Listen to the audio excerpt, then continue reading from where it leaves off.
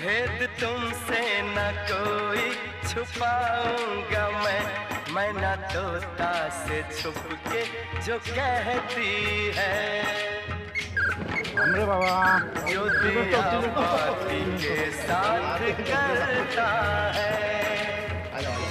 Happy birthday Dhote साहेब. किती वर्ष झाले धोटे साहेब आता पूर्ण? हा अरे वा वा छान छान बिलकुल बिलकुल.